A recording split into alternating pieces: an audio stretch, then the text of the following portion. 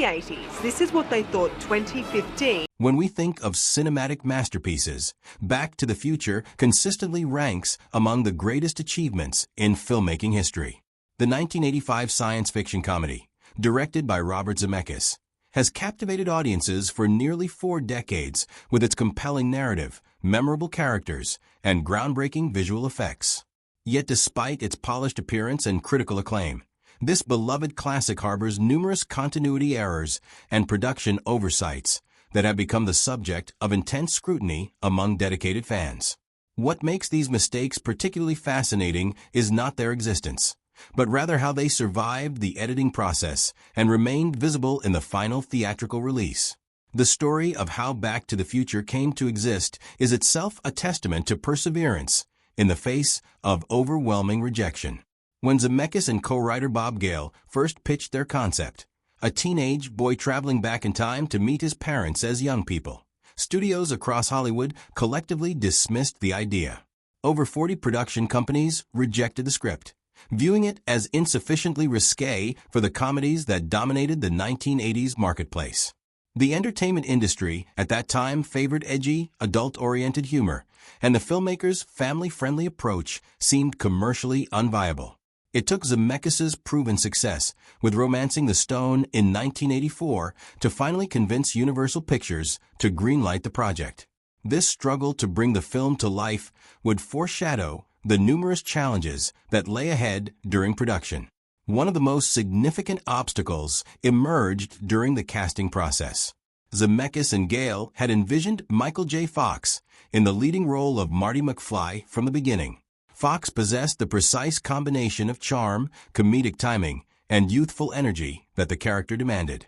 However, Fox was contractually obligated to his television series Family Ties, and the show's producers adamantly refused to release him from his commitment. Forced to compromise, the filmmakers offered the role to Eric Stoltz, a talented but more serious actor whose interpretation of Marty lacked the lightness and mischievous humor the character required. After filming several weeks with Stoltz, Zemeckis made the difficult decision to recast the role entirely, necessitating expensive reshoots that consumed additional millions of dollars and precious production time.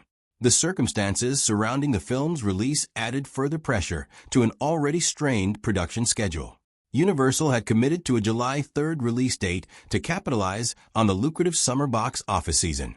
This tight timeline meant the editing department and special effects teams had minimal time to polish their work. Some visual effects remained incomplete when the film entered theaters, yet audiences embraced the finished product with such enthusiasm that these technical limitations went largely unnoticed. The film generated over $381 million worldwide, becoming the highest-grossing film of 1985 and earning widespread critical praise. The success of Back to the Future inevitably led to sequels, but the production of these follow-up films introduced new complications that would fundamentally alter Hollywood's approach to actor contracts and image rights. When Back to the Future Part 2 entered production, the filmmakers faced a problem regarding Crispin Glover, who had delivered a nuanced and memorable performance as George McFly in the original film. Glover expressed his desire to return for the sequel, but negotiations deteriorated over both compensation and creative differences. Glover received a significantly lower salary offer compared to other cast members, and he harbored serious philosophical objections to the film's conclusion, specifically the implication that material wealth equates to happiness. Rather than simply recast the role with another actor, a straightforward and entirely legal solution, the producers chose a controversial path that would have lasting repercussions. They obtained a face mold of Glover from the first film's production and applied it to actor Jeffrey Weissman, creating prosthetics designed to make Weissman appear identical to Glover. This audacious decision attempted to preserve continuity while circumventing the need to negotiate further with the original actor. When Glover discovered that his likeness had been replicated without his consent, he responded with legal action that eventually settled out of court. The Glover lawsuit represented a watershed moment in entertainment law. His case forced Hollywood to confront fundamental questions about performer rights that had never been clearly addressed in the industry before. Who owns an actor's face? Can studios use a performer's likeness after a professional relationship has ended? Where precisely does the boundary between creative freedom and personal rights exist? These questions, which seemed almost theoretical in 1989, have become increasingly relevant in the modern era of digital effects, artificial intelligence, and deepfake technology. Glover's willingness to fight for his image writes established legal precedent that continues to shape actor contracts and studio practices today, more than 3 decades later. Beyond the legal drama surrounding casting decisions, Michael J. Fox's personal journey, while portraying Marty McFly, reveals the extraordinary dedication required to create believable on-screen performances. Fox did not simply arrive on set to deliver lines. He committed himself to mastering numerous skills to make his character feel authentic and multidimensional. The iconic skateboarding sequences required extensive training with professional instructors to develop genuine proficiency. The famous Johnny B. Good performance at the school dance demanded that Fox learn to play the guitar solo note for note, despite the music having already been recorded. He worked with guitar teacher Paul Hansen to break down each element of the complex solo, ensuring his finger movements matched perfectly with the audio track. Fox's preparation extended beyond musical training. For the Back to the Future Part 3 scenes set in the Old West, he underwent intensive instruction in horseback riding, lasso handling, and firearms operation. He refused to rely on stunt doubles or cinematic tricks for these sequences. Instead, he pushed himself to develop genuine competence in these historically specific skills. Fox later joked that he seemed to spend his entire time on the trilogy in some form of training or education. Between his demanding schedule on the television series Family Ties and the intense demands of the Back to the Future productions, Fox essentially lived a life of constant learning under considerable pressure. The technological innovations developed to support Fox's vision demonstrate how far filmmakers were willing to push the boundaries of cinema in the 1980s. In the sequels, Marty needed to interact with multiple versions of himself across different timelines, requiring scenes where 2 or more versions of the same character appeared simultaneously. The special effects team at Industrial Light and Magic developed a groundbreaking device called the Vista Glide, a robotic motion-controlled camera system that could reproduce camera movements with absolute precision. This innovation allowed the team to film Fox in different positions and then seamlessly combine the footage in post-production, creating the illusion of multiple Martys inhabiting the same scene without the photographic artifacts and discontinuities that plagued earlier split-screen techniques. Despite the film's technical achievements and Fox's committed performances, numerous continuity errors and production oversights survived the editing process and remained visible in the theatrical release. These mistakes range from subtle timing inconsistencies to obvious logical contradictions that careful viewers could identify with relative ease.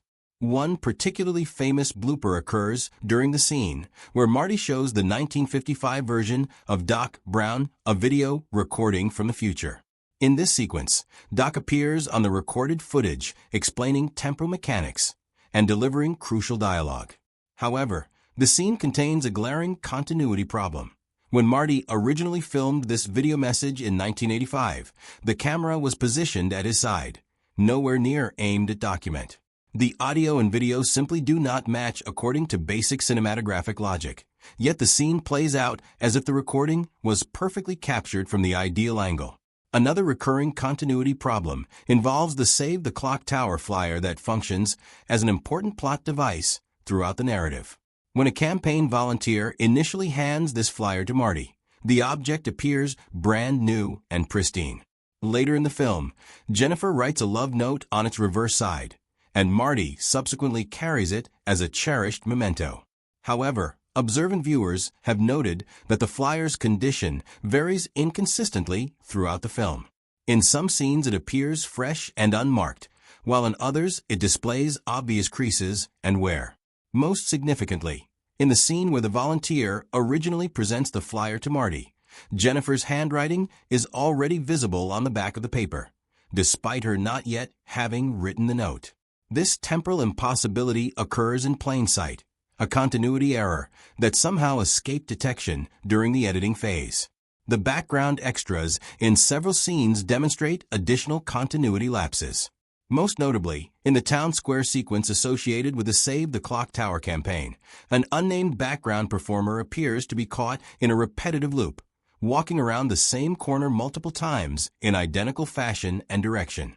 While such errors are typically classified as standard continuity mistakes, in the context of a film about time travel and temporal manipulation, the effect becomes almost comically appropriate. A viewer might momentarily wonder whether this repeated motion is a clever in-universe reference to the time-traveling premise, though in reality it simply represents a continuity oversight from the editing process. Additional small errors are scattered throughout the trilogy, creating a kind of treasure hunt for devoted fans. In one scene, a hand turning the pages of a phone book is visibly much older and more weathered than Marty's youthful hand should be. A remote control device displays 0 volts on its digital readout, despite being capable of operating the DeLorean time machine. Lighting conditions shift unexpectedly within what should be a continuous hallway scene. A remote control shows specifications that contradict the laws of physics, as viewers understand them. None of these errors were intentional inclusions, yet they have paradoxically become beloved aspects of the film's legacy, transforming mistakes into charming imperfections that humanize the production process. The persistence of these errors in the final released film speaks volumes about the time constraints and production pressures the filmmakers faced. The compressed post-production schedule meant that editors and visual effects supervisors simply did not have adequate time to catch and correct every inconsistency. Late-night editing sessions, quick turnaround times for visual effects completion, and the pressure to meet the July 3rd release date all contributed to imperfections slipping through the quality control process. In a modern filmmaking context, many of these errors would likely be identified and corrected through digital color correction and digital effects enhancements. However, in 1985, filmmaking technology lacked the sophisticated post-production tools available today, making such corrections far more difficult and time-consuming. What makes these bloopers particularly memorable is how contemporary film enthusiasts have embraced them rather than dismissed them as evidence of poor craftsmanship. Devoted fans have created extensive online lists cataloging these errors, debating their relative prominence, and arguing about which mistakes are most egregiously obvious. Discovering these continuity problems has become a cherished ritual for fans re-watching the trilogy, transforming viewing experiences into interactive hunts for cinematic imperfections. Online forums dedicated to Back to the Future feature regular discussions identifying newly spotted errors or providing clarification about previously identified mistakes. This communal celebration of the film's imperfections has essentially created a secondary layer of enjoyment distinct from simply experiencing the narrative. The mistakes paradoxically humanize the films and remind viewers that these were products created by fallible human beings working under significant constraints. The team behind Back to the Future did not have unlimited budgets, infinite time, or access to modern post-production technology. They were professionals operating within real-world limitations, making judgment calls and prioritizing certain elements over others. A lighting inconsistency in a hallway scene mattered less than delivering the emotional weight of a crucial character moment. A continuity error with a background extra paled in significance compared to the financial and creative demands of completing the film on schedule. The film's blend of imperfection and brilliance has contributed to its enduring legacy and cultural significance. In 2007, nearly a quarter century after its original release, the United States Library of Congress selected Back to the Future for preservation in the National Film Registry, recognizing it as a work of sufficient cultural and historical importance to warrant archival protection. This designation acknowledged that the film transcended mere entertainment.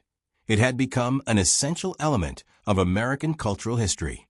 Few films achieve such institutional recognition, yet Back to the Future's influence on popular culture, its innovative approach to storytelling, and its technical achievements all contributed to this ultimate validation. The presence of these continuity errors and production oversights has not diminished the film's reputation or cultural impact. Rather, these imperfections add layers of complexity to the viewing experience and provide ongoing topics for fan discussion and analysis. They serve as tangible reminders that even the most celebrated artistic achievements are products of human effort, compromise, and creative problem-solving. The filmmakers could have delayed release indefinitely in pursuit of absolute perfection, but instead they made the strategic decision to deliver the film to audiences in July 1985, accepting that some minor errors would remain visible. This approach to film production, accepting that perfection is impossible and that timely delivery sometimes outweighs absolute technical flawlessness, reflects a pragmatic understanding of artistic creation. Back to the Future succeeds not because it is technically perfect, but because its storytelling is compelling, its characters are engaging, and its emotional resonance connects with audiences across generations. The continuity errors, rather than detracting from this success, have become charming artifacts of the production process that add personality and humanity to the finished work. For contemporary audiences discovering Back to the Future for the first time, these bloopers may be invisible, unnoticed details that do nothing to diminish their enjoyment of the narrative. However, for devoted fans who have watched the trilogy dozens of times, these imperfections become part of the viewing experience. Small puzzles to identify and discuss, evidence of the human creativity and constraint that shaped this beloved film.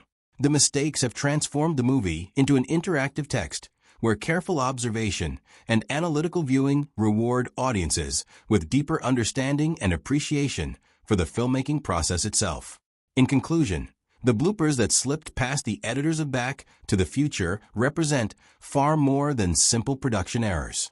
They embody the creative pressures, technological limitations, and human constraints that characterized 1980s filmmaking. They remind viewers that great art is not always created under ideal circumstances, and that perfection, while aspirational, is not always achievable or necessary. The film's legacy demonstrates that storytelling excellence, compelling characters, and emotional authenticity ultimately matter far more than technical perfection. These visible imperfections have paradoxically become beloved elements of a cinematic classic, proving that even mistakes can contribute to a work's enduring appeal and cultural significance. Like, subscribe, and follow for more.